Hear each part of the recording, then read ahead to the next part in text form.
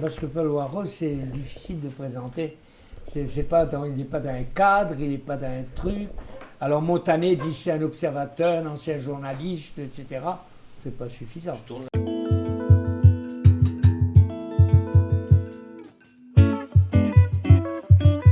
vrai que moi, depuis 33 ans que je suis à La Réunion, je suis incapable de dire qui est Paul Warreau, et pourtant c'est un fil rouge. Je l'ai vu tout le temps. Et c'est ça. Tu as eu une carrière politique? J'ai été, tu sais, conseiller régional et adjoint au maire de Saint-Denis, mais de façon très accidentelle. Oui. Tu sais, on vient te voir parce que tu peux amener 200, 300 voix, et puis on te dit tu es irremplaçable. Par exemple, quand Michel Tamaya, poussé par Annette, m'a demandé d'être adjoint au maire, m'a dit tu as installé la Fondation Abbé Pierre à La Réunion, tu as été ceci, tu as été cela. Donc, tu es un adjoint à la politique de la ville incontestable. Mais quand j'étais adjoint, il fallait que je me dise tout le temps, je lui rappelle qu'il avait un adjoint à la politique de la ville, parce qu'il prenait des décisions sans l'adjoint. Vous êtes né à Saint-Denis? Ah oui, oui, oui. Vous avez quel âge?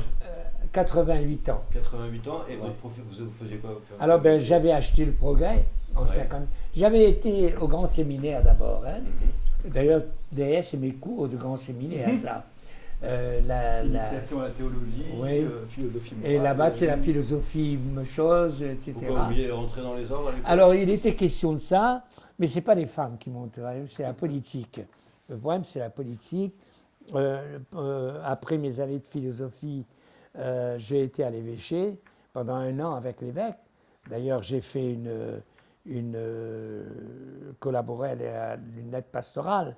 Et d'ailleurs, c'est ce passage avec l'évêque qui m'a fait ressortir la difficulté de la chose et qui m'a fait réfléchir.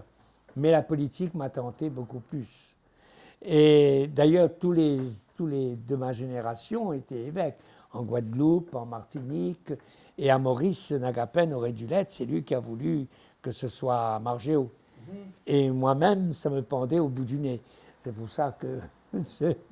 D'ailleurs, Bernadette Ladoge, qui nous a reçus il y a 15 jours, a dit « Moi, la sœur value de la prison. » En quelle année ça s'est passé, le moment où... 57.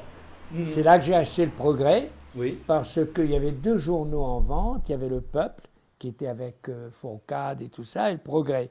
Et l'affaire, c'était Le Peuple. Il était plus moderne. Mais j'ai grandi, mon père était gérant du Progrès.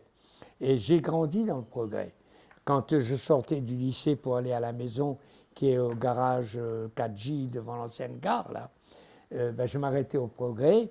Et là, Vavasseur, qui était le patron du Progrès, refaisait le journal du lendemain avec Louis Masse, le papa du notaire, avec Ludovic Reveste, qui était conseiller municipal, avec le beau-père de la Gourgue, avec le prince Vincent. Donc, il refaisait le journal du lendemain.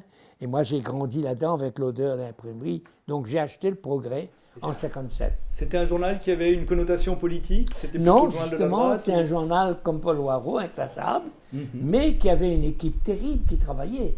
Il y avait des universitaires, il y avait des dirigeants administratifs, il y avait des professeurs, les universitaires, Paul, comment il s'appelait, qui était président de l'université, il venait dans le Progrès et on faisait le journal. Il y avait Lounion qui écrivait, il y avait Moisan qui était le chroniqueur sportif, il y avait Minacci qui faisait le cinéma. Non, c'était... Et on rentre dans une période un peu de plomb avec le préfet Perrault-Pradier, la censure sur les journaux communistes, Paul Vergès en là, cavale. si tu veux, c'est la période, je disais ce matin, de la répression. D'ailleurs, Perrault-Pradier qui est nommé par un ministre socialiste du gouvernement Guy Mollet. Et j'étais à l'évêché à cette époque-là, et je me souviens des accueils de Jules, le ministre de l'Intérieur, Gilbert Jules, qui dit à l'évêque, nous avons nommé un préfet de fer qui montrera aux communistes qu'ils ne sont pas à la gauche, mais à l'est. Et il l'a montré. Mais le préfet Perrault-Pradier a été nommé par un pouvoir de gauche. D'accord. Donc vous avez fait toute votre carrière après, parce que vous avez acheté le Progrès, mais vous faisiez quoi comme métier avant? Eh bien, le journal. Avant, j'étais au Grand Séminaire. D'accord, ok. Au Grand Séminaire. D'ailleurs. Vous êtes tout jeune alors quand vous rachetez ce journal? 25 ans. 25 ans, ah ouais. Patron de presse à 25 ans, quoi. 25 ans, oui. Ouais. 25 ans. Mais après, quand le quotidien, le journal, tout ça est venu, et la concurrence, c'était plus possible. Je n'avais pas les moyens. Oui. Mais, vous l'avez gardé combien d'années, le Progrès? En 77, c'est-à-dire 20 ans exactement. Et alors après la fermeture du Progrès, ça a continué avec le groupe du Progrès. Et même avant, puisqu'en 71, Minacci représentait le groupe du Progrès. Et alors ce qui est très intéressant comme système, c'est que le groupe du Progrès avait toute une équipe. Et alors, comme le pouvoir avait monté le Parti communiste pour pouvoir attaquer dans la guerre froide, c'était la guerre froide. Donc comme l'autonomie bourgeoise, comme nous qui étions partisans, on ne comptait pas. C'était le Parti communiste qui montait. Et le Parti communiste a eu un attrait sur un certain nombre de personnes, dont Antoine Minacci. Deuxième vague, les gaullistes arrivent, et avec Tianakoun qui fait l'UJP, il fait une deuxième ponction. Il nous mettit Serge Payette, Edmond Lorette, Jacques Gauthier, tout ça quitte le comité du Progrès, qui était au comité du Progrès. Et l'un devient procureur général, l'autre devient, etc. Et la troisième ponction, c'est les socialistes, qui m'enlèvent Béatzil, qui m'enlèvent Fructot, qui m'enlèvent tout ce monde-là. Et tout ce monde-là, aujourd'hui, je le retrouve du téléphone tous les jours. D'accord, ils viennent tous du Progrès. Ils viennent tous du Progrès. Mais le Progrès n'avait pas vocation à prendre le pouvoir ou à... Alors, on ne voulait pas, comme aujourd'hui d'ailleurs, si tu veux, le gros souci, c'est que le peuple réunionnais s'exprime. Et c'est la conférence des 1000, c'est ça. Indépendamment des partis, indépendamment, parce que ce n'est pas un parti politique qui doit régler le problème de fond. Ça n'est pas une chapelle, ça n'est même pas une personnalité. Il faut que le peuple, de façon massive, symbolique, la conférence des 1000 est un premier pas. Donc, comme tu disais tout à l'heure, ce ne fut qu'une parenthèse, ton passage à la mairie de Saint-Denis comme adjoint. Absolument. C'était Gilbert Annette, le maire, à l'époque? Non, c'était Michel Tamaya. Et là, mais Gilbert m'avait vu avant. Parce que quand Michel Tamaya est devenu maire, c'est parce que Gilbert a été impossible. Mais moi, je lui ai fourni 3 types. Je lui ai fourni Alain Armand, je lui ai fourni Ouareau, un nommé Ouareau, qu'on appelait... Johnny, c'est ça, et j'ai fourni Massin. Massin. Et les 3 sont allés à Paul, mais Armand, je le vois.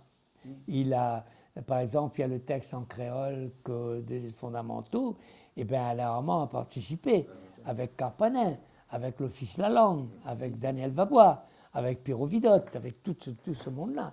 Donc tout ce monde-là existe. Et ce matin, les téléphones à l'émission m'ont montré qu'ils sont encore là. Saint-Benoît, Saint-André, etc.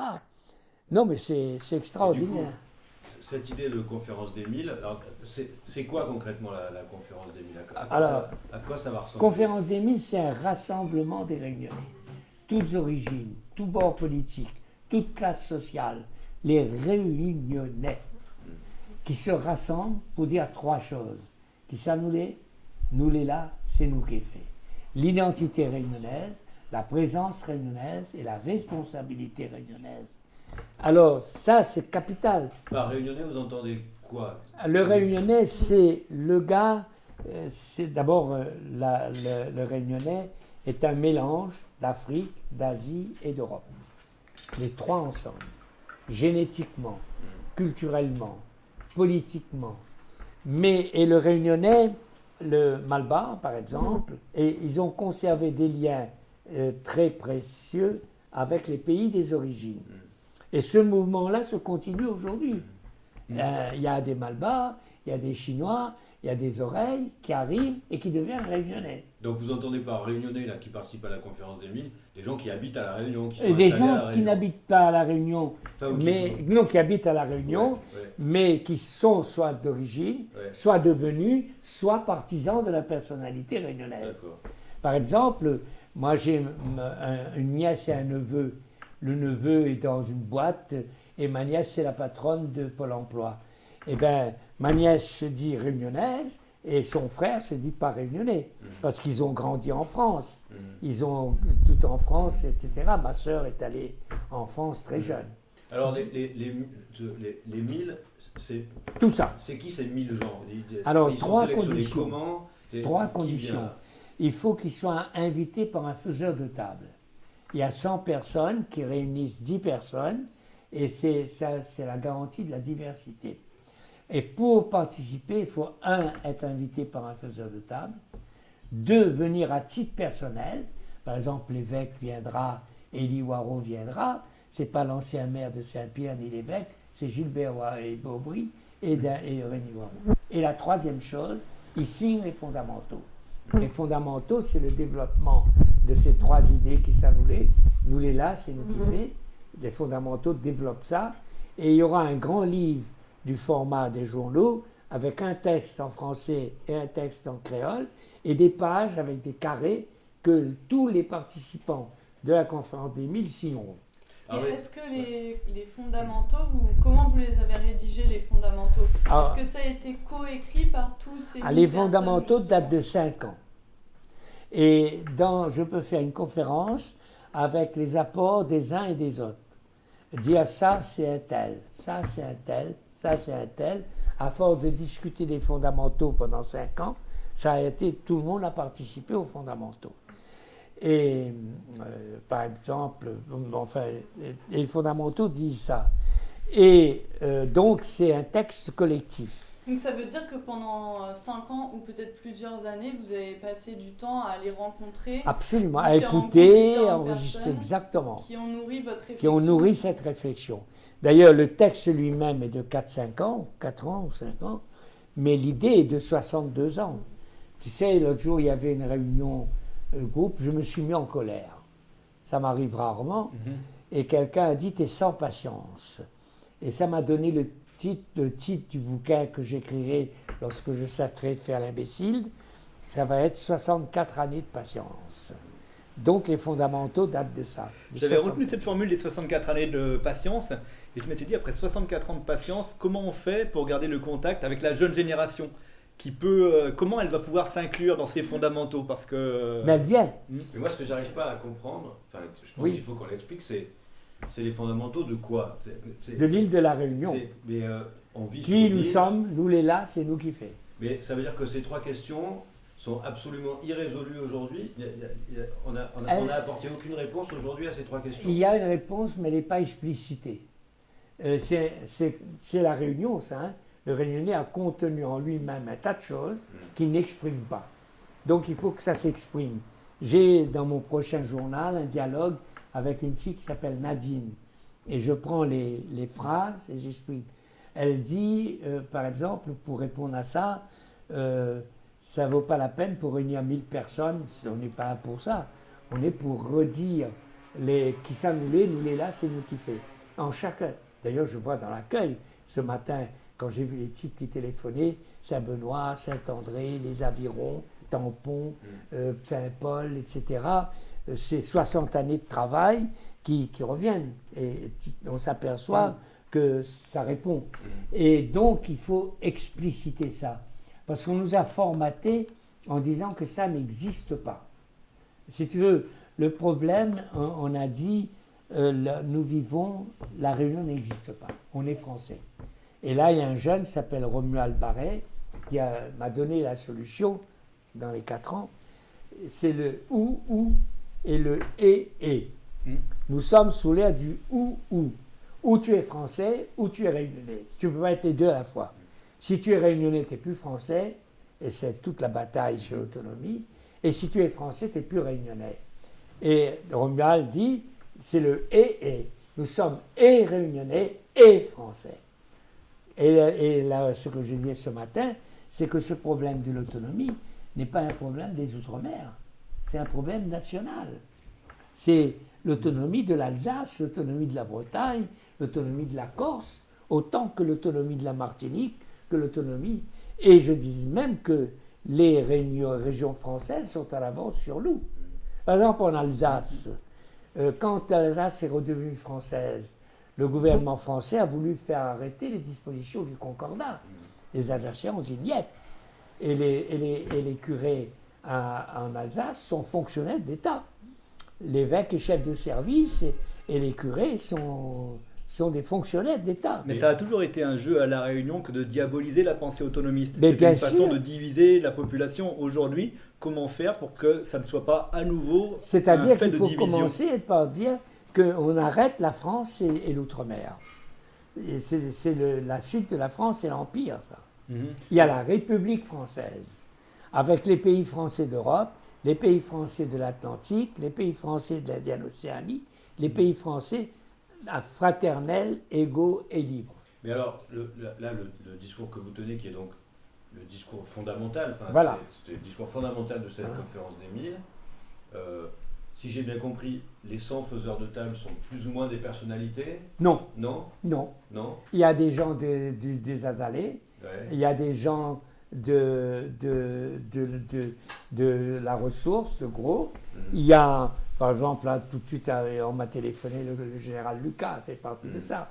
Et Xavier des Azalées fait partie. Mais c'est des gens qui sont quand même. Les faiseurs de table sont des gens qui sont quand même engagés, soit dans l'économie, soit dans la politique, soit Pas forcément. Dans la vie de la société. Pas Non, forcément. Ok. Pas forcément. D'accord. C'est le peuple, vraiment Donc, le voilà. peuple dans sa... Mais il n'y a pas d'anonymes quand même qui organisent des tables. Eh bien, il faut arriver à ce que l'organisation soit collective.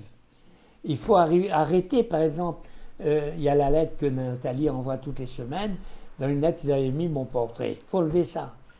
D'ailleurs, je suis embêté en ce moment parce que les types, ils arrivent en disant tu vas régler le problème, c'est le truc du papa. On a un papa là, ben, c'est lui qui va régler tous les problèmes. Hier, j'ai passé toute ma matinée avec une famille qui veut que je fasse une lettre pour les éternaux. La conférence des 1000 est un rassemblement.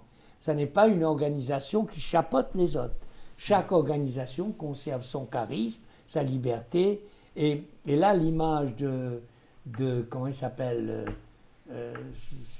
j'oublie le nom, il est très bien. Il te dit la République, c'est un fleuve.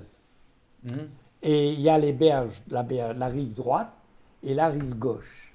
Si une des rives s'effondre, le fleuve devient un marécage. Et ça, c'est l'image de la politique. Il y a la droite, il y a la gauche. Si une des deux parties trahit sa vocation, le fleuve devient marécage. Ça me rappelle beaucoup la situation actuelle. L'histoire des papas, ça a toujours été à La Réunion, mais c'était des gens qui voulaient prendre le pouvoir ou qui voulaient garder un pouvoir. Toi, Paulo Haro, Non. qu'est-ce que tu veux?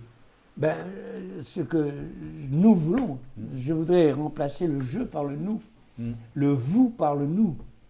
C'est ce que Gilbert Aubry appelle la communauté de destin. Et ça, d'ailleurs, si j'avais voulu être député ou d'être président de région, j'avais tout ce qu'il faut. Et à la fois avec Debré, avec Giscard et avec Mitterrand. Debré, c'est l'homme politique avec lequel j'ai le plus discuté. On se voyait en 3 fois. On se voyait à l'occasion de l'inauguration d'un immeuble. Il en a tellement construit qu'il inaugurait toutes les fois qu'il venait. Je le voyais 2 heures chez Repiquet, où il logeait, où il avait sa permanence. Et je le voyais, avant de prendre l'avion, il faisait une conférence de presse d'une demi-heure. Et entre la fin de la conférence de presse et le départ à l'avion, je le voyais dans le bureau du préfet. Alors, comme il était soupolé, et que moi aussi je suis soupolé, il est arrivé de se bagarrer. Et à ce moment-là, j'avais le baromètre de mes relations avec Debré, c'était Martin Darenne, le patron du GIR. Quand Martin Darenne traversait la rue pour me dire bonjour, c'est que mes relations avec Debré étaient bonnes. Quand il y avait des ruptures, c'était lui qui faisait le petit télégraphiste pour dire est-ce qu'on ne veut pas se revoir. Et il y a eu quand même des choses. Alors Debré, quand il est arrivé en 61, Roger Payette m'a dit il faut soutenir Debré, il faut être des choses. Alors j'ai dit, parce qu'il ne faut pas oublier que comme ils avaient éliminé les communistes, les nationaux, eh bien c'est entre eux qui se sont bagarrés, entre Moreau et Massé. Et le dépouillement des urnes dans certains bureaux était la 4e urne de la journée. C'est que les urnes avaient été enlevées. Et j'avais un type qui s'appelait Paul Zelmar, qui était dans un bureau de vote à Quartier Français, il a piqué l'urne et il a couru, et les gendarmes l'ont suivi, l'ont perdu. Il est arrivé à la mairie de Saint-Denis, il a déposé l'urne avec le maire, et le maire a dit envoyez ça à la voirie. À l'époque, il y avait la voirie à l'entrée de Saint-Denis. Et après, il débarque chez moi. J'habitais Coffre d'Antance, rue Félix Lyon. Il a dit Paul, mis dans votre case ce soir, parce que personne va me rendre un fraudeur dans votre case. Je n'ai pas connu cette époque. Mais je sens depuis ces quelques années que tu es plus dans un courant de contestation de ce qui s'est passé. Ah ben, je ne peux pas admettre la fraude. Oui. De même que je ne peux pas admettre l'ordonnance d'octobre 60. De même que je ne peux pas admettre l'assimilation. C'est pas possible. Mais le pouvoir a mis en exergue le Parti communiste et laissé dans l'ombre les gens qui, comme moi, parce que ça leur permettait d'attaquer l'homme du lest contre l'Occident. Et les autres ne comptaient pas. D'accord, alors tu étais un contestataire de tout temps, quoi. Depuis 60 ans, tu toujours, je n'ai pas changé. Oui. Et quand Debré s'est présenté, j'ai posé 3 conditions. Première condition, l'abrogation de l'ordonnance d'octobre. Deuxième condition, on sortait de la crise sucrière des années 62, 61. Il dit il faut donner le quota de sucre à 300 000 tonnes. Et la troisième chose, je lui ai dit, quand on fera des réunions, la politique locale ne vient pas, sauf Roger Payette, puisqu'il a servi d'intermédiaire. Alors, Debré a mis un temps fou à supprimer l'ordonnance d'octobre, mais il m'a dit, vous savez, je suis contre la fraude. Il a donné une interview à un journal parisien, comment il s'appelle, l'Observateur, contre la fraude. Il n'a pas voulu que Diefenbacher, le nouveau préfet, accueille l'ancien. Il a dit, contrairement à la tradition, Perrault-Pradier est parti. Et Diefenbacher est arrivé tout seul. Et la troisième chose, il a fait passer le quota à 300 000 tonnes que les Réunionnais n'ont jamais atteint. Pour revenir à la conférence des 1000, vous avez donc un propos qui est celui de créer une sorte d'assemblée réunionnaise pour définir une sorte de, alors on l'appelle comme on veut, une réunionité. Une réunionité. Ça. Seulement, vous dites que les gens vont venir à titre personnel, en se déshabillant de voilà. leur costume officiel quand voilà. ils en ont, à titre personnel. Mais vous allez quand même retrouver là des gens qui sont indépendantistes absolument. pur et dur, des gens qui sont autonomistes, absolument. des gens qui sont intégrationnistes et qui sont réunionnais. Et par quel miracle est-ce qu'on peut arriver à ce que ces gens s'entendent sur un texte commun C'est la discussion avec les Azalées il y a 15 jours. Ouais. Que Rico, qui était un des gars des Azalées, il y a 2 camps. Il y a, pas Rico Nourri, le frère du maire de Saint-Louis. Il y a les radicaux et il y a les autres. Et avec Xavier, qui est entre les deux. Et alors, Rico disait, les fondamentaux... C'est Ludovic, non, vous parlez? Et Ludovic. Oui. Ludovic disait, Ludovic, pas Ludovic, que les fondamentaux ne parlent pas d'indépendance. Et alors, on leur a dit, mais l'indépendance, c'est une opinion qui doit être libre. Et les militants de l'indépendance doivent pouvoir s'exprimer et doivent pouvoir se battre. C'est ce que je dis avec les indépendantistes de la ravine des Cabris, qui entre-temps, dans un grand immeuble, avec la réunion indépendante, le drapeau qui n'est pas le drapeau habituel, une grande salle de réunion bétonnée et un réfectoire. Et là, les gars qui étaient à la conférence que j'avais donnée, ils venaient en BMW, Mercedes. Il y a un gars qui m'a dit, je suis dans la plus grosse cylindrée de la Réunion. Donc, ce n'est pas des peines cul. Mais là, à eux comme à l'autre clan indépendantiste plus prolétaire, je dis, le problème est clair. Si moi, je me bats, c'est pour un pouvoir politique local responsable. J'appelle ça l'autonomie, c'est l'indépendance. C'est une bataille interne. Mais c'est le peuple qui doit décider. Parce que si ce n'est pas ça, c'est Paris qui va nous concéder. Parce qu'il ne faut pas se faire d'illusions. L'abolition de l'esclavage, la départementalisation, la décentralisation nous a été concédée par Paris quand ça a été l'intérêt de la France. Alors on peut revendiquer la bataille qu'on a eue parce qu'il y a une bataille pour, mais la réalisation des choses, c'est Paris. Et si demain la mode est à l'indépendance, eh bien Paris va concéder l'indépendance et Virapoulet sera président de la République, ou est semblable de Virapoulet, sera le président de la République. Et les militants indépendantistes d'aujourd'hui sont marginalisés. Parce que j'ai l'impression que la pensée décoloniale, elle est en train de trouver un nouvel essor, et pas seulement au niveau de la Réunion, au niveau mondial. Oui. Je lisais ce week-end qu'à Mexico, ils ont déboulonné la statue de Christophe Colomb pour la remplacer par la statue d'une femme indigène. Mais c'est le problème de l'Afghanistan, où les Afghans, comment dire ça, comme les nationaux d'ici, sous la protection américaine, disaient qu'on n'a pas rien à craindre, les Américains nous protègent. Et ça va jusqu'au point qu'ils vendent les armes que leur donnent les Américains aux talibans. Là, je ne faisais pas le lien avec l'Afghanistan, je faisais le lien avec nous et puis avec cette pareil. histoire avec laquelle on a du et mal. Nous, c'est pareil. On est la France là pour nous protéger. À l'intérieur du bouclier français, avec l'argent qu'on met dans nos poches, on fait le vantard en Chine, on fait la charité à Madagascar, on fait l'enfant de mauvaise humeur à Maurice. Mais on ne fait rien pour la Réunion. Mais on a quand même un souci avec ce passé qui nous a traumatisés. Et quand je parlais de la statue de Christophe Colomb, je pensais à celle de Maë de la Bourdonnais. Maë de la Bourdonnais, peut-être qu'à un moment donné, il faudrait la déboulonner. En tout cas, des gens qui vont venir à la conférence des 1000 souhaitent ce déboulonnage. À mon avis, ce qu'il faut, parce que c'est un élément de notre histoire, ce qu'il faut, c'est que les héros véritables réunionnais aient des places comparables à celles de la Bourdonnais. Parce que supprimer la Bourdonnais, c'est supprimer une réalité de notre histoire. Et il faut que les jeunes connaissent que la Bourdonnais a existé et que les jeunes sachent qui était la Bourdonnais. Mais alors ça, c'est un argument que reprennent pas mal de personnes qui sont plutôt pour conserver ces statues, mais pourtant, on peut faire le parallèle en France. Est-ce qu'on a des rues Maréchal Pétain voilà. Est-ce que ces rues existent en France, finalement ? Alors là aussi, c'est...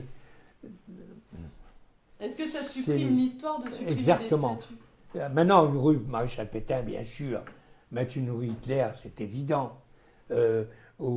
Mais supprimer Qassam Hussein, par exemple, en Irak, c'est pas sûr que ça a été la bonne opération, quels que soient les méfaits de Saddam Hussein. Quels que soient les méfaits de ce type-là. Mais le rayé de l'histoire, c'est un peu le problème de la Révolution française aussi, qui a supprimé les réalités de notre histoire.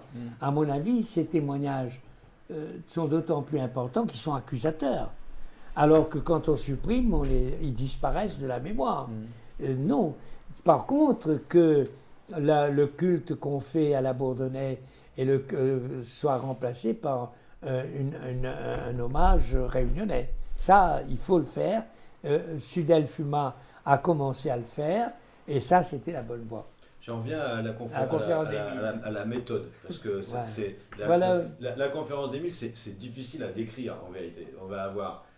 Comme Paul Waro. On va avoir 100 faiseurs... Non, mais il faut être clair. Voilà. On va avoir 100 faiseurs de table qui amènent chacun 10 personnes. Enfin 9 personnes, ce qui fait 1000 personnes, qui sont des gens qui représentent toute la Réunion, des riches, des moins riches, des blancs, des bleus, des verts, des jaunes, des indépendantistes, des pas tout, d'accord. Réunionnais. Sur un texte commun qui est les fondamentaux, avec l'ambition que tout le monde tombe d'accord sur ces fondamentaux.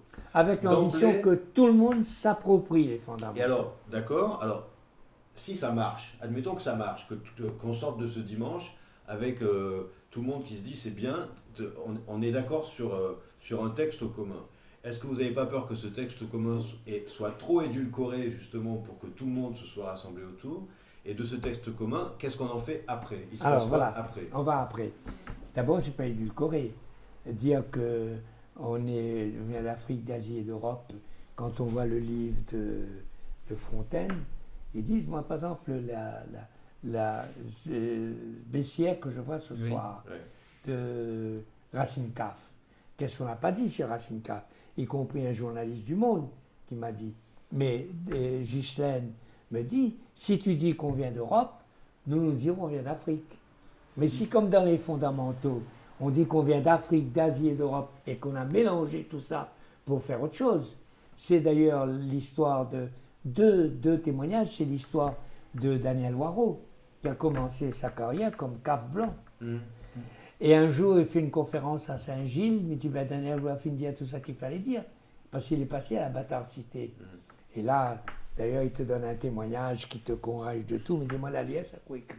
Oui, mais est-ce que moi, il me semble que Oui, la oui. question du moment, c'est plus tant. Je pense que maintenant tout le monde est conscient à la Réunion qu'on est mélangé, qu'on est. Ben, c'est métis, fini, qu'on est- c'est bon. une Mais opportunité. moi, je crois que On va passer à la suite. On voit bien que la vraie question, c'est la question Voilà. institutionnelle. Voilà. C'est celle qui nourrit le débat. Alors, Et là, donc, les gens qui vont être là ont une vision des institutions de la Réunion qui sont radicalement différentes. la entre eux. journée commence par le truc et se termine par le rendez-vous aux États généraux de la Réunion. D'accord. D'abord, entre les États généraux de la Réunion, il peut être que les 10 000, on puisse faire un jour un meeting de 10 000 personnes. De 1000, on passerait On passe à 10 000 D'accord. personnes. Parce que donc l'idée, c'est d'avoir, c'est le 21 novembre, 21 on a la novembre. conférence des 1000, Voilà. et par la suite des États Voilà. généraux, qui seraient issus alors, de ça, issus de ça. avec l'espoir de multiplier par voilà. 10.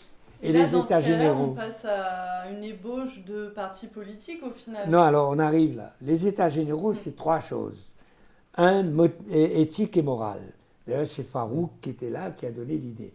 Parce qu'une des causes de la situation actuelle, c'est qu'il n'y a pas d'éthique. Chacun fait ce qu'il veut. Je suis dans le dossier de Moussadji, là, c'est effrayant.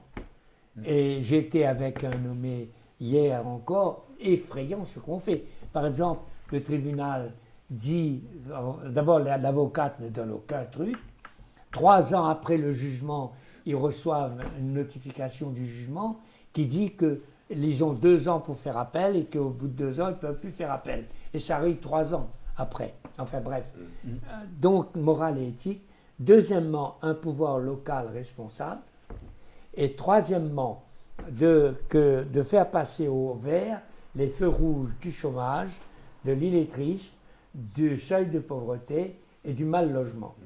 Et ça, c'est les objectifs du peuple.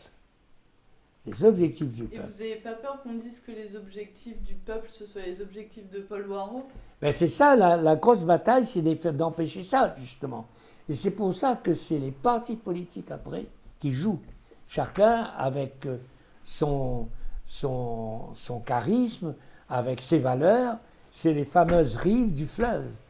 Parce que si la gauche, comme la droite, trahit ses valeurs, l'un ou l'autre, il n'y a plus de rive au fleuve et le fleuve devient un marécage. Alors justement, dans ce dimanche 21 novembre, dans la conférence des 1000, ils sont où les politiques? Est-ce qu'ils sont dans la conférence ou est-ce qu'on n'en veut pas dans la conférence? Si un homme politique est invité par un faiseur de table, s'il vient à titre personnel, ben maintenant on le reconnaîtra. L'évêque vient, on reconnaîtra que c'est l'évêque. Lui, c'est Mais pas l'homme politique. il vient à titre personnel. Et troisièmement, s'il signe les fondamentaux, il n'y a aucune raison qu'il ne soit pas présent. Aucune raison. Les trois choses, il est invité par un faiseur de table. La deux choses, il vient à titre personnel. Et la troisième chose, il signe les fondamentaux. Dans l'idéal, vous aimeriez même qu'il y ait peut-être plus d'hommes politiques de manière à pouvoir acter ces fondamentaux dans le programme politique? Alors là, c'est la grosse question de Nadine dans sa lettre. On donne aux politiques un pouvoir excessif. Ce n'est pas les politiques qui vont changer la Réunion à eux tout seuls. C'est pour ça qu'on dit, pour reprendre l'idée de Romuald Barret, la matière Réunion sera informée par 3 catégories de Réunionnais. Les hommes de foi, croyants ou non, les intellectuels et les artistes. Les hommes de foi sont ceux qui font déplacer les montagnes, qui rendent possibles les impossibles, qui donnent la force de persévérer. Les impossibles, qu'ils soient croyants ou non. Les deuxièmes, c'est les intellectuels. Et là, le gros problème, il s'agit que les intellectuels fassent monter la réalité réunionnaise, et non pas qu'ils asseignent les Réunionnais de leurs connaissances universitaires ou universitaires. Par exemple, un exemple. Les universitaires de la Sorbonne ont publié un texte qui est apparu dans le Point en février sur l'idéologie identitaire, sur l'anticolonialisme et l'antimondialisme. J'ai réuni 5 universitaires ici, qui font des tables d'ailleurs, autour de cette table. Oui. Je leur ai dit ce qui serait intéressant, c'est que les universitaires réunionnais publient un texte sur les mêmes sujets, non pas dans la polémique, mais se termine ce texte par une invitation de dialogue avec les universitaires de la Sorbonne. Et je me fais fort de faire publier ce texte dans le Point. Jusqu'à maintenant, je n'ai pas réussi. Cette présence réunionnaise-là, ce 2 points des 3 points, je n'ai pas encore gagné. Pourquoi vous pensez qu'ils n'y arrivent pas? C'est quoi l'obstacle? Alors, l'obstacle, c'est les prétextes. Un me dit, tu sais, ça c'est une affaire d'ego, ça c'est Françoise Vergès qui est derrière, qui veut faire avancer, ça c'est... Enfin, il y a toutes sortes de prétextes pour dire... Oui, mais ces prétextes-là sont les mêmes qu'on peut vous avancer en disant, moi je viens pas à la conférence des 1000 parce qu'il y a un tel que j'aime pas, moi je viens pas parce qu'il y a un tel que j'aime pas. Est-ce que vous avez réussi à convaincre tous les gens que vous vouliez? Tout le monde, non, mais beaucoup, oui. Ouais. Par exemple, que là, le 23, j'ai une réunion avec les éleveurs et une réunion avec les azalées et chez Isopolis. Donc c'est un mélange assez quand même disparate. Eh bien, ils viennent, ils font des tables. J'ai le colonel Lucas, le général Lucas, par exemple, et son frère Raymond, qui ne sont pas du même bord. Mais, cela dit, c'est la réunion de cet après-midi que je vais avoir avec Paul Mazaka et Eric. C'est pas sûr du tout que le 21 novembre, la maturité globale soit acquise. C'est ce que j'allais vous dire. C'est mon problème. C'est mon problème. D'abord, j'ai une question liminaire. C'est est-ce que cet événement est en lien avec la campagne présidentielle et législative qui s'annonce? Non. Non. D'accord. Non et non. Ça a été d'ailleurs reculé par le Covid quand même. Oui, ça a été reculé par le Covid. Pendant longtemps. Mais oui, mais là, le Covid, c'est autre chose. Ouais. Mais pas avec les... Par exemple... Ça fait 1 an que vous deviez tenir cette conférence. conférence. Oui, heureusement qu'on n'a pas tenu. Parce qu'aujourd'hui encore, ce que David pose, c'est pas encore acquis. C'est pas encore acquis. C'est d'une fragilité extrême. Donc vous dites que ce n'est pas en lien avec les campagnes électorales qui s'annoncent. Et les États généraux eux-mêmes auront lieu non plus, quand alors? Après les présidentielles. C'est-à-dire qu'il faut que les Réunionnais qui se soient bien assis, c'est ça qui n'est pas... Après les législatives même. Après les législatives même, disent on va négocier avec le président qui sera élu. C'est un partenariat. Parce que si tu te lis avec un parti, après comment tu deviens partenaire de l'autre? C'est pour ça que moi d'ailleurs, ma bataille, je l'ai menée avec Debré dans notre position, je l'ai menée avec Giscard dans ma position, je l'ai menée avec Mitterrand. Les réunions au ministère des Outre-mer ont eu lieu sous les 3 présidences. Sous Giscard, on a avec, comment s'appelait-il, cet ancien maire de montagne, là, qui était Lemoine. Avec Lemoine, on a fait avancer les choses. D'ailleurs, même en 59, je rappelais ça tout à l'heure, en 59, quand les gaullistes sont arrivés au pouvoir, on a eu un entretien avec Robert Lecourt, qui était ministre des Dom-Tom de Gaulle, et à la préfecture. Et on a beaucoup discuté de déléguer des pouvoirs aux conseils généraux. Et ça s'est traduit par les décrets d'avril 60, que d'ailleurs les gens sont assis dessus, en disant que les lois concernant les départements d'outre-mer devront faire l'objet d'une consultation des conseils généraux et des assemblées consulaires. C'est une avril 60, c'est un tout premier pas. J'ai l'impression que c'est pas pour faire peuple réunionnais, c'est quelque chose de très long qui n'est pas dans les calendriers politiques. Exactement. Pour avoir un drapeau à la Réunion, il a fallu beaucoup de temps. Mais bien j'ai l'impression que le drapeau est arrivé à un moment donné. Si, il y a quand même le drapeau, le Mahaveli. Et avant, il n'était même pas question. Oui, mais il était même impossible de poser un autre drapeau que le drapeau français à un moment donné. Maintenant, le Mahaveli, c'est quand même imposé. Alors peut-être qu'il sera encore contesté. Il s'est imposé par le bas. Il s'est imposé par une autorité. Justement, il s'est imposé, j'allais dire, un peu en douce. Parce qu'on s'est dit, allez, c'est pas si grave, c'est pas si dangereux. Et l'interlocuteur parisien, il est là. Moi, j'ai 2 questions. La première, c'est est-ce qu'il n'y a pas une grande naïveté de votre part de croire... Vous parliez tout à l'heure que peut-être ce dimanche, là, il n'y aura pas la maturité, elle ne sera pas encore là. Est-ce que vous n'êtes pas, malgré votre grand âge et votre grande expérience, est-ce que vous n'êtes pas un grand naïf de croire que on va pouvoir s'entendre sur des valeurs communes? Comme dit De Gaulle à propos de l'affaire, je ne sais pas quoi, c'est le fruit de mon inexpérience. C'est-à-dire que plus tu vieillis, plus tu t'aperçois que tu connais moins de choses. Donc, Et point tu te fais des illusions. Ouais. Mais comme disait Guillaume d'Orange, point n'est besoin d'espérer pour entreprendre, ni de réussir pour persévérer. Autrement dit, on va dans l'inconnu. Il faut le dire. Il faut le dire. Mais ça va être une étape. Avec enthousiasme. Avec lucidité. Avec lucidité. Ouais. Avec lucidité. Ouais. L'enthousiasme est passé. Mais avec lucidité. Et d'ailleurs, pour revenir, le problème est ici, n'est plus tellement à Paris. Mais alors c'est le sens de ma deuxième question. Vous dites, il faut arriver à une prise de responsabilité responsable, collective et massive des Réunionnais. Des Réunionnais. Pourtant, il n'y a rien qui empêche à ce qu'on les fait jusque-là. Enfin, je veux dire, la décentralisation, malgré ses défauts, elle existe bel et bien. Les assemblées locales ont bien des pouvoirs qui ne sont pas forcément... C'est bien ça que je dis que le problème n'est pas à Paris. À La Réunion, on a plus tendance à se mettre des verrous qu'à se mettre des clés pour ouvrir les portes. Ça veut dire que La Réunion, c'est auto-verrouillé. C'est auto-verrouillé. Et c'est le moment de la déverrouiller. Je vais donner un exemple. Ouais. Il y a 4 ans de ça, je passe 6 mois à Paris. Ma femme m'engueule, je fais un break. Et nous avons une réunion toutes les semaines au ministère des DOM avec les Seychelles, les Maurice, Madagascar, les Comores, au ministère des DOM. C'est Lemoine pas Lemoine, le prédécesseur de Lemoine qui est ministre des DOM, et un conseiller technique qui était préfet, je ne me souviens plus du nom, qui lui était enthousiaste dans ce qu'on faisait. On aboutit à 3 choses.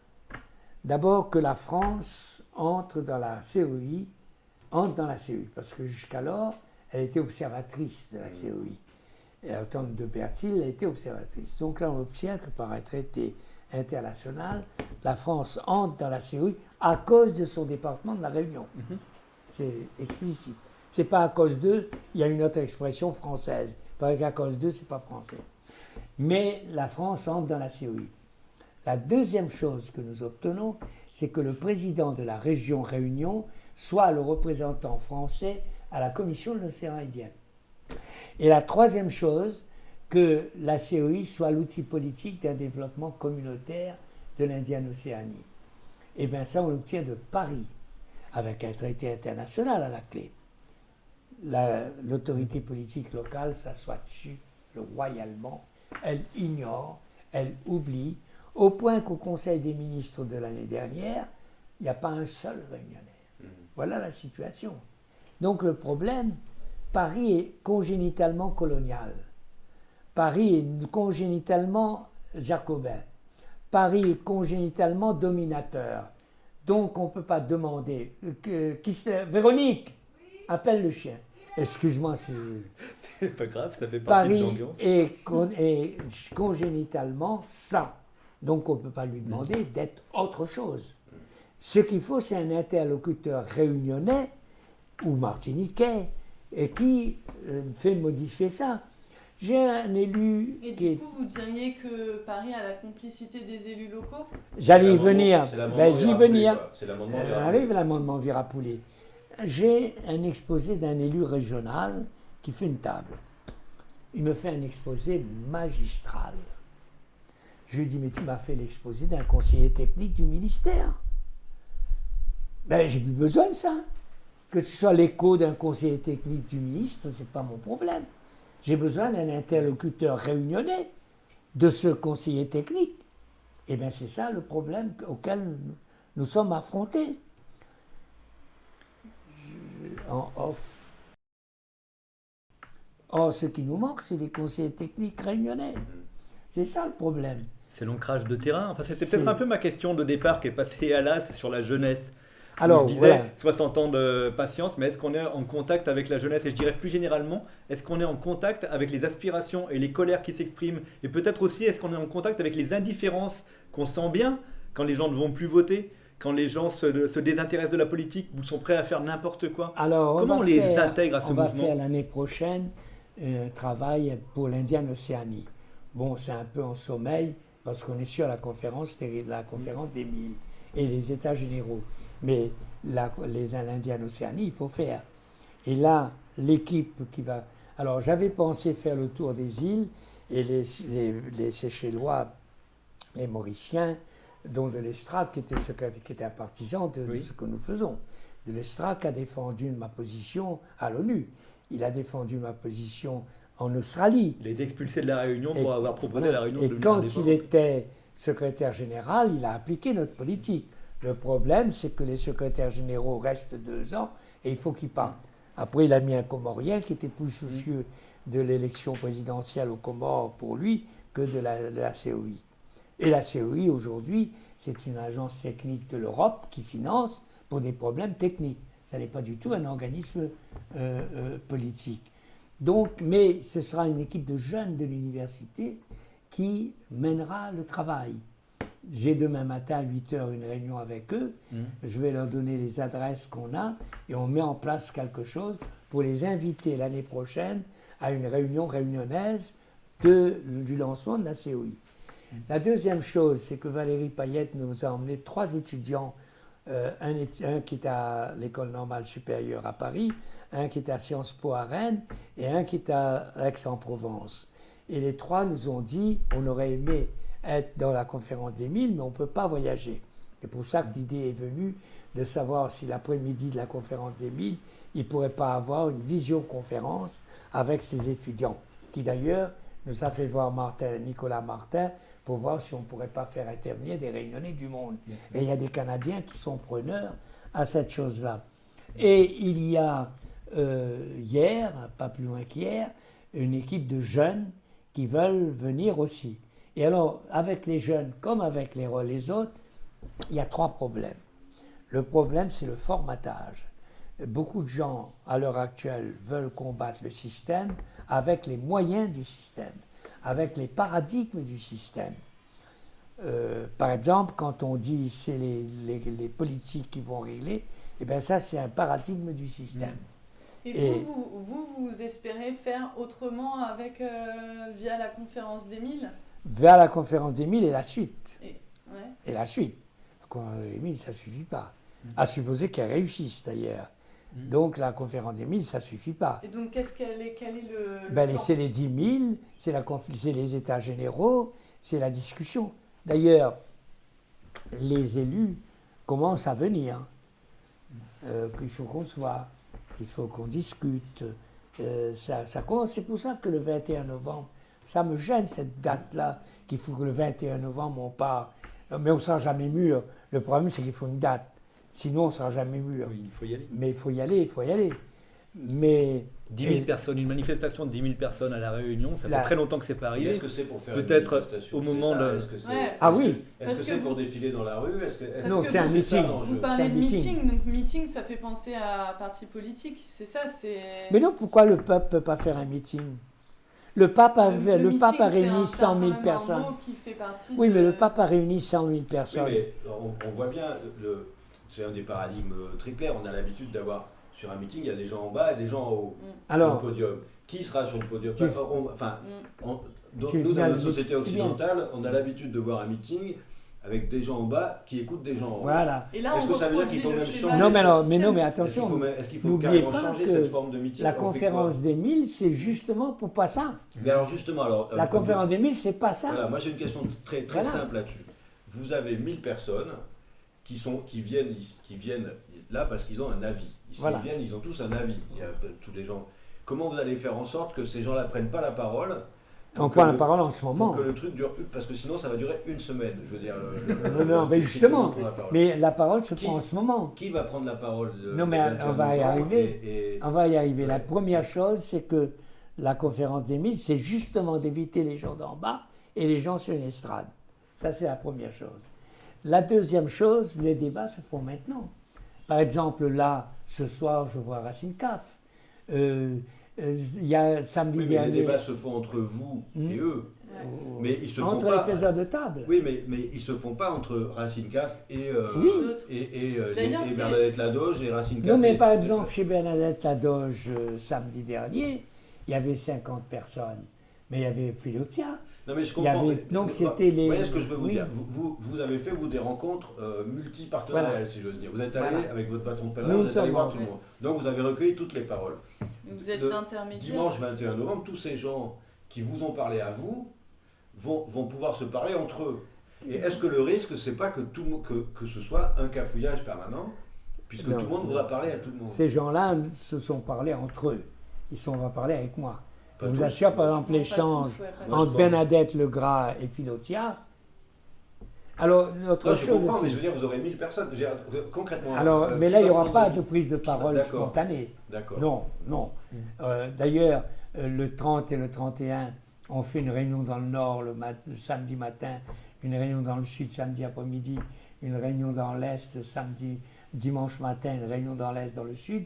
C'est justement pour préparer ces choses-là.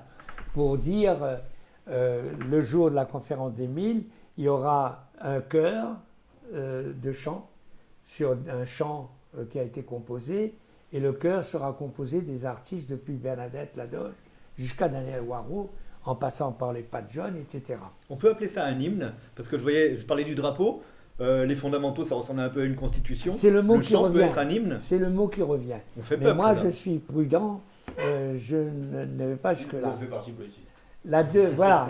La deuxième chose, je vais présenter le sens. Et la troisième chose, c'est ça, au début c'était entre 9h et 12h. Et là, le risque, c'est des gars qui sont à table, qui s'endorment de 9h à midi. Et alors, l'idée est de reculer ça de 10h à midi et demi, avec des prises de parole sur les 3 thèmes qui ça nous les lasse inoccupés, et des interventions d'artistes. Mais c'est Fabrice Payette, qui sera le monsieur Laval, qui donnera la parole. Il n'y a pas de prise de parole spontanée, parce que sinon il faut une semaine. Mais les débats se font en ce moment. Et croyez-moi, c'est pas évident. Hein. J'ai une question sur, parce que vous parliez de faire sans reproduire les schémas traditionnels. Donc, comme on pourrait dire, de refaire une société, donc quelque part de sortir de la société actuelle avec d'autres bases et d'autres outils que ceux qui existent déjà. Il y a, ça me fait beaucoup penser au projet Isopolis dont vous avez parlé, qui rassemble des faiseurs de changement. Oui.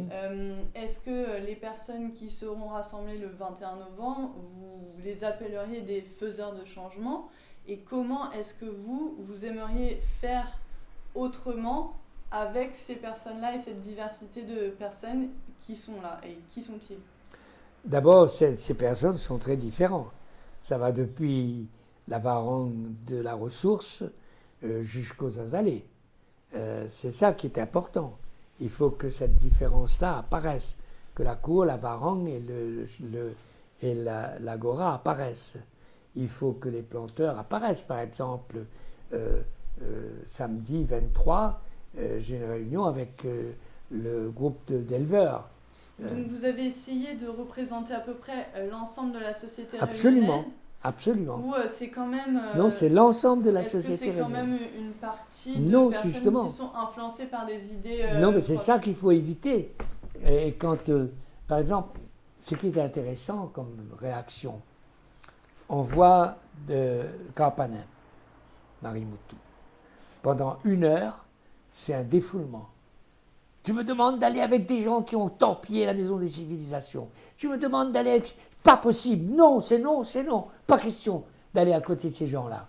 C'est la réaction première. Et après, c'est la coopération à la rédaction des... Réunionnais domine à ce moment-là. Ça, c'est du côté de Carpanin. Ce que vous voulez dire, c'est qu'en chaque réunionnais, il y a des idées reçues Ah, mais bien sûr. sur les autres, Mais bien et sûr. qu'on arrive à Qu'on arrive à dépasser. Qu'on arrive à dépasser. À dépasser. Y compris, c'est les plus Y records. compris, voilà. Vous avez réussi, vous avez rencontré Voilà, des gens qui ont et dépassé par leur- exemple, Bernadette Ladoge, qui a reçu les 50 personnes chez elle, qui a offert un repas pantagruélique. Ah oui. Mais quand on l'a vu pour la première fois, on la connaît un peu le polo, elle dit, moi, l'a vu, moi, j'étais dans un arbre, on l'a vu VHS avec son revolver tuer le Villeneuve. Elle a dit, pas moi, elle n'a pas vu, là. Donc c'est la réaction, mais alors avec une violence, hein, violence terrible. Et il faut laisser cette expression-là se faire. Il faut la laisser passer. Et surtout pas la contredire. Et après, elle reçoit... mais enfin, il y a les relents. Il y a, par exemple, les Revidotes et même qui est dans l'albo créole, qu'on nous oublie. On n'est pas seulement Maloya, on n'est pas seulement Sega, on est ça, on a fait la Constitution. Donc il y a les revendications différentes, et là, c'est le problème qu'il faut régler. À vrai dire que la Réunion, c'est ces différences-là. C'est toutes ces différences-là. C'est pour ça que concevoir une réunion à la Réunion à la manière des réunions que j'ai vues en France, c'est pas la même chose. Hein. D'ailleurs, cela dit, la grande discussion qu'on a, quand on vient nous faire venir des gens de France pour nous expliquer la cohabitation, le vivre ensemble, c'est nous qui devons aller leur dire comment on fait pour que les Indiens, les Africains et les Chinois vivent ensemble. C'est nous qui devrions. Est-ce qu'il n'y a pas... Alors, il y a ce mouvement-là donc, qui commence le 21 novembre, va enchaîner sur les États généraux pour permettre de fabriquer ce qu'on peut appeler une parole réunionnaise. Voilà. Une parole de Très la bien. réunionalité, une parole réunionnaise. Cette parole, elle s'adresse à qui? Elle est destinée à Paris, elle est destinée aux Réunionnais, elle est destinée à qui? D'abord aux Réunionnais.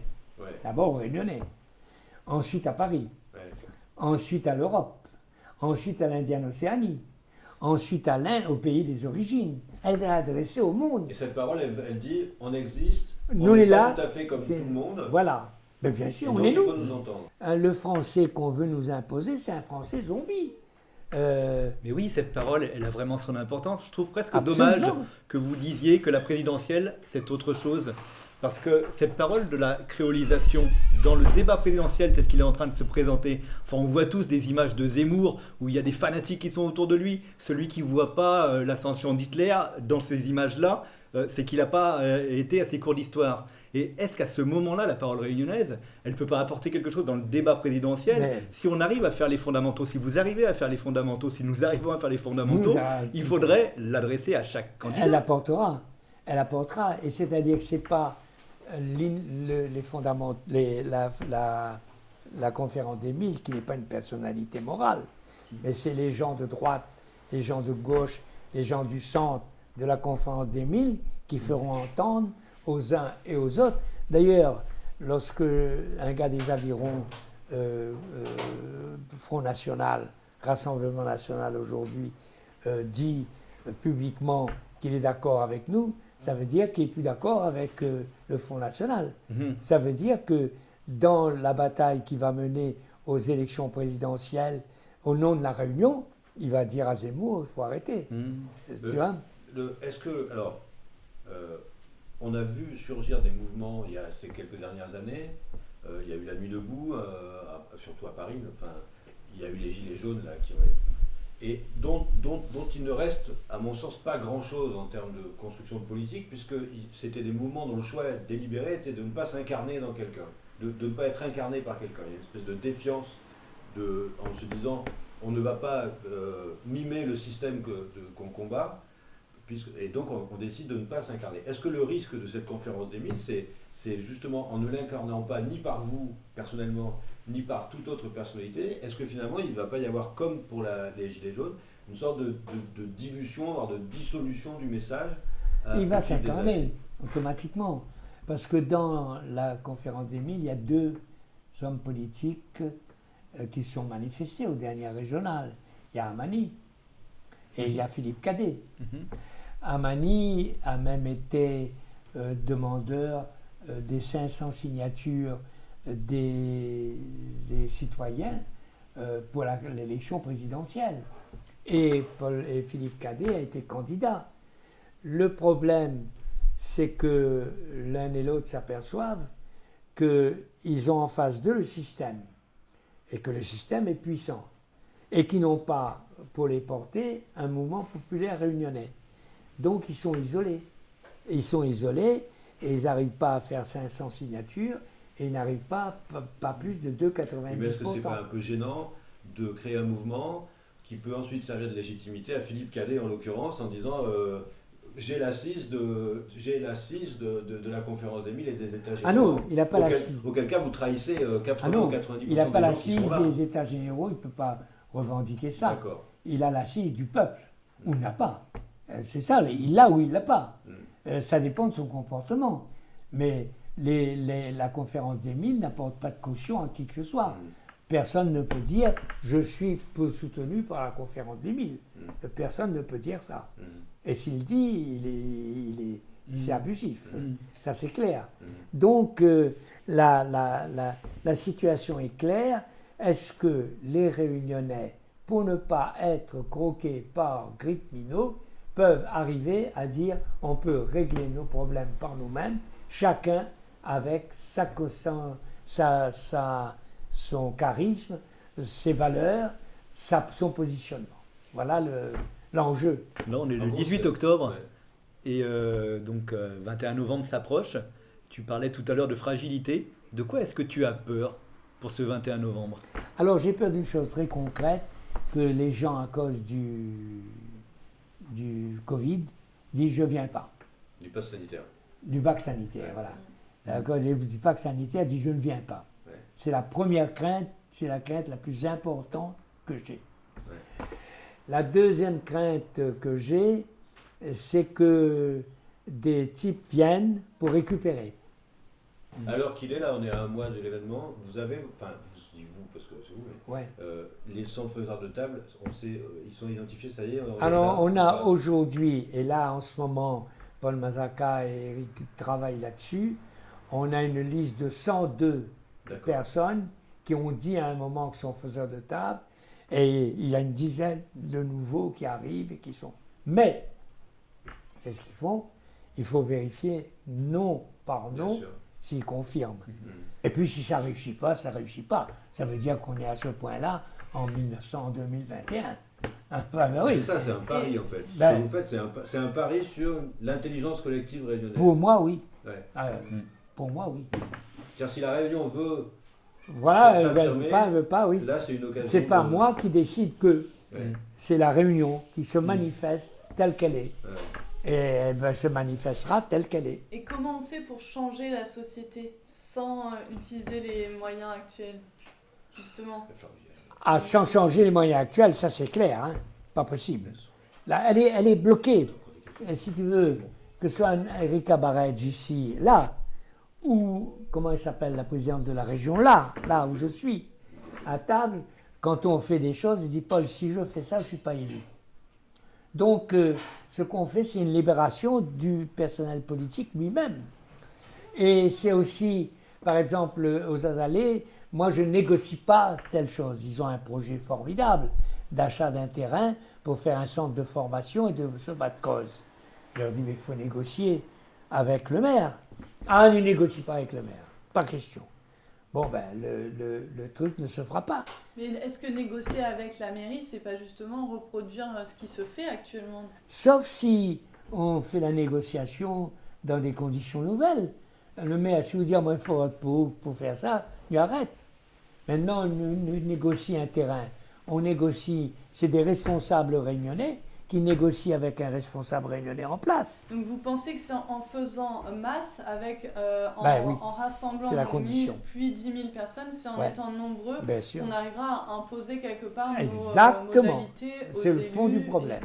En fait, ce que vous demandez, enfin ce que vous espérez, c'est que les individus, chaque individu réunionnais fasse les concessions nécessaires, tout comme ses ancêtres les ont fait, pour que tout le monde arrive à se vivre ensemble, qui marche encore un petit peu mieux qu'ailleurs. En fait, c'est la perpétuation d'une tradition. C'est ce que, exactement.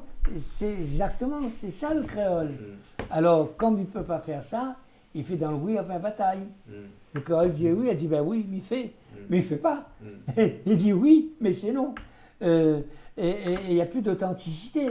Il n'y a plus d'authenticité. Et c'est pour ça qu'il y a ces deux majorités. La majorité de dictature, et ça c'est français, c'est pas seulement réunionnais, et la majorité de consensus. La majorité de dictature dit aujourd'hui c'est moi le majoritaire, donc c'est moi qui fais. Il fait une loi A. Demain matin, la majorité change, la majorité fait une loi B et annule la loi A. C'est l'instabilité institutionnalisée. C'est pour ça que, alors que l'Amérique a une seule constitution, alors que l'Angleterre est sur la Magna Carta, la France est sur la 5e constitution. Quelle instabilité! Et ensuite, une constitution qui est du niveau d'un arrêté préfectoral. L'amendement Virapoulet, c'est ça. Que dit l'amendement Virapoulet? Il dit, nous ne voulons pas arriver à l'indépendance par la matière antillaise, c'est-à-dire le Congrès et le chose. Mais le problème, c'est que dans la Constitution telle qu'elle est aujourd'hui bordélique, il y a d'autres articles que l'on peut évoquer et arriver au même résultat sans passer par ça. C'est pour ça que moi je dis, donner à l'amendement Virapoulet l'importance qu'on lui donne est quelque chose de contre-productif. C'est-à-dire qu'on veut donner de l'importance à des choses qui n'en ont pas. C'est l'appendice. L'appendice, on s'en occupe quand il est enflammé pour faire une appendicite. Symboliquement, ça rejoint. Enfin, moi je l'ai toujours considéré comme ça. Je trouve honteux cet amendement, mais ça, voilà. Symboliquement, c'est bien le signe d'une réunion qui dit à Paris, nous les trop couillons pour gouverner nous tout seuls. Exactement. Voilà. C'est ça qui veut dire. Exactement. Et là, je vais retourner. Et c'est contre ça. Mais contre ça, c'est contre voilà, ça que vous. L'éveil, un éveil de conscience, d'intelligence, arriver à sortir de la bataille de coq. Et d'ailleurs, il y a un truc très intéressant. Moi, j'ai toujours demandé l'Assemblée unique, c'est le Conseil général à l'époque. Et la première fois, on a fait l'Assemblée unique, c'était une divergence que j'avais avec les communistes. Ils voulaient faire l'Assemblée unique élue à la proportionnelle. Je leur ai dit, vous supprimez le département, là. Et là, vous œuvrez à battre pour dire, on n'est plus dans les départements, donc on va vers l'indépendance. Et j'avais demandé que le Conseil général soit l'Assemblée unique. Non, les socialistes ne m'écoutent pas, le gouvernement fait, sauf que Emmanueli, qui est ministre d'Outre-mer, vient à la réunion. Et là, le préfet me dit, il faut que vous voyiez le ministre. Les socialistes disent, pas question que Paul Warreau voit. C'est le pompage, c'est le siphonnage. Et alors, le préfet obtient que j'ai 5 minutes d'audience avec le ministre à Saint-Pierre, à la sous-préfecture de Saint-Pierre. On est resté 1h30. Et tout le temps, il y avait un individu, c'est le ministre, c'est le ministre. Alors, Emmanueli, avec son langage, qu'est-ce qu'il nous emmerde, ce con, etc., etc. Et qu'est-ce qui se passe? À l'issue de l'entretien, là, il y a une journaliste, comment elle s'appelle, je ne me rappelle plus, qui était la petite amie de Emmanueli à l'époque, me dit, tu sais, comment il s'appelait son prénom? Henri Emmanueli. Henri était épaté parce que tu lui as dit, et m'a dit que si on l'avait écouté, on n'aurait pas eu l'annulation du Conseil d'État. Le préfet me dit, le ministre a été impressionné, etc. Et Bertil, qui était député, quand Bertil est élu député, il veut que je sois son conseiller parlementaire. Mais le Parti socialiste lui dit niet. Et on met à la place un type qui a une ambulance, qui a un SOS, et qui se paye plus par le SOS, qui se paye par le truc parlementaire, qui ne faut rien du tout. Et Bertil se plie. Sauf que quand Emmanueli lui dit que si on avait écouté Paul Warreau, on n'aurait pas eu l'annulation, et là il fait son coup d'État, et c'est comme ça que je deviens collaborateur parlementaire de Bertil. Autrement dit, il faut l'onction parisienne pour que le type prenne une décision. Voilà dans quel état nous vivons. C'est de ça qu'il faut sortir. C'est de ça qu'il faut sortir. Voilà un peu. J'ai une petite dernière question assez rapide sur les fondamentaux en eux-mêmes, le texte. Est-ce que vous avez prévu la manière dont il pourrait s'adapter au contexte changeant? C'est-à-dire aujourd'hui vous avez ces fondamentaux-là, vous espérez qu'ils soient signés, mais par exemple demain, la société réunionnaise tend à évoluer sur le positionnement de la Réunion, sur qui nous l'est, sur tout ça. Alors les fondamentaux, justement, comme tous les textes de cette espèce, doivent être sur les fondamentaux. Par exemple, l'indépendance. Les gars disent, on ne parle pas d'indépendance. On dit, nous appartenons à la République, nous appartenons à l'Europe, nous appartenons. Mais on dit, on est un peuple. Et dès l'instant qu'on est un peuple, il y a un principe de fond, l'autodétermination des peuples. Les peuples doivent s'autodéterminer. C'est-à-dire que si demain, et c'est ça l'adaptation, si demain la majorité des Réunionnais disent on veut l'indépendance, eh bien les fondamentaux n'empêchent pas l'indépendance. Mais si comme aujourd'hui, par exemple, quand les Martiniquais disent on veut l'indépendance, etc., et qu'on fait un référendum et que l'indépendance a 5% de voix, c'est concluant. Donc les fondamentaux sont faits justement pour que la société réunionnaise puisse évoluer selon son génie à elle de demain, mais non pas bloquer. Et un des drames de la Constitution française, c'est que justement, elle entre dans tellement de détails qu'elle est bloquée. Et comme elle est bloquée, elle ne bloque plus rien du tout maintenant. Maintenant, c'est le marécage. C'est le marécage politique. Donc les fondamentaux, c'est des fondamentaux. Il y aura un progrès avec les États généraux, c'est-à-dire qu'on réclame un pouvoir local, on réclame le feu vert, etc., qui supposera un tas de mesures. Et la troisième étape, eh bien, c'est la compétition entre les partis pour savoir lequel peut mieux faire pour avancer dedans. On arrive à une espèce d'ordre alors qu'aujourd'hui c'est la pagaille, l'illusion.